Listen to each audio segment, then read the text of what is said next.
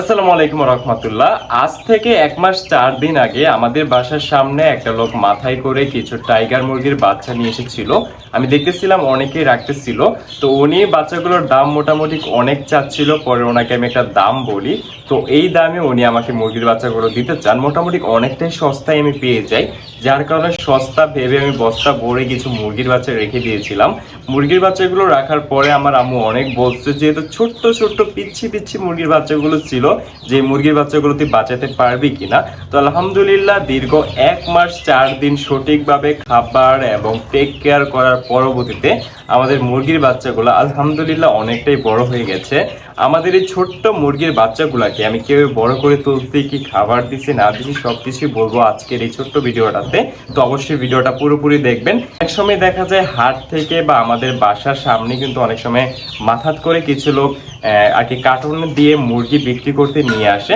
তো সে সময় আমরা অনেকে মুরগির ছোট্ট ছোট্ট বাচ্চাগুলোকে রেখে রাখি, ছোট্ট ছোট্ট মুরগির বাচ্চাগুলোকে রাখি শখ করে পালন করার জন্য।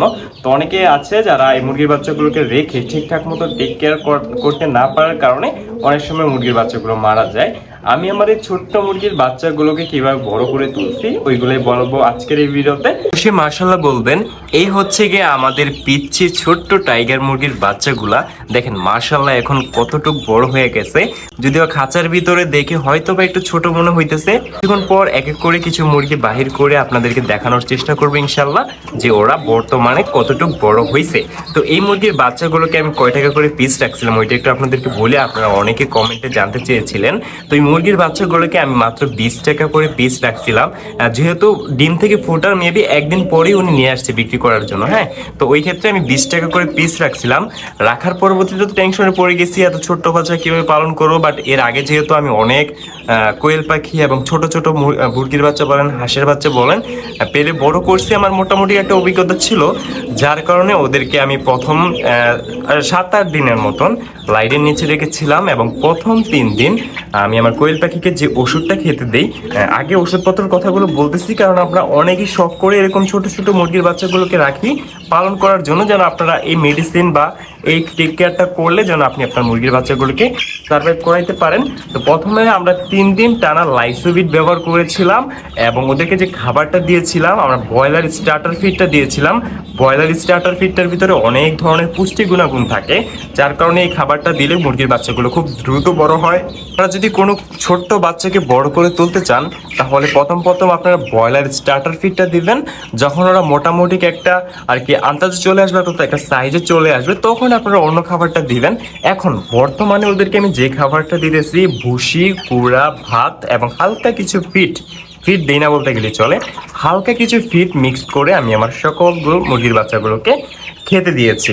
এখানে টোটাল 10 পিস মুরগির বাচ্চা আছে। সবাই অবশ্যই মাশাআল্লাহ বলবেন, না হলে নজর লেগে যেতে পারে। আমি আমার এই মুরগির বাচ্চাগুলোকে কিন্তু অনেক শখ করে পালন করতেছি। যারা এরকম মুরগি হাঁস পালন করেন তারা হয়তো বা জানেন প্রতিটা পোষা প্রাণী আমাদের জন্য কতটা শখের। অনেক কষ্টের পরে একটা মুরগিকে আমি বের করতে পারছি, যেহেতু ওদের এখন খাবার টাইম দুপুরের মতন হয়ে গেছে, এখন ওদেরকে খাবার দিব।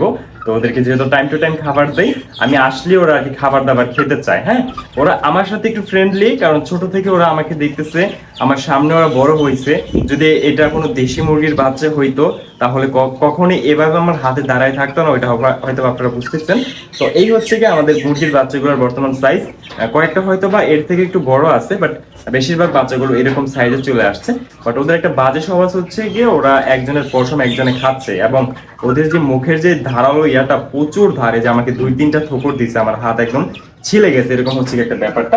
তো দেখেন পিছে সবগুলো ধারায় রয়েছে, দেখতেছে যে আমি কি করি। তো এই হচ্ছে গিয়ে আমাদের 20 টাকা করে রাখা মুরগির বাচ্চার পিসগুলো। এখন দেখেন মাশাআল্লাহ কতটুকু বড় হয়েছে, সবাই অবশ্যই মাশাআল্লাহ বলবেন। তো আপনারা চাইলে এরকম ছোট ছোট মুরগির বাচ্চা রেখে পালন করতে পারেন। আমি যে বিষয়গুলো বললাম এগুলো মাথায় রেখে পালবেন, আশা করি আপনাদেরও মুরগির বাচ্চাগুলো এরকম ভাবে বড় হবে। তো সবাই দোয়া করবেন আমাদের এই ছোট্ট ছোট্ট মুরগির বাচ্চাগুলোর জন্য, এগুলোকে যেন আমি আরো বড় করে তুলতে পারি। তো আজকের ভিডিও ছিল এই পর্যন্তই, দেখা হবে পরবর্তী কোনো নতুন ভিডিওতে। আজকের জন্য আল্লাহ হাফেজ। টাটা বলে দে, টাটা।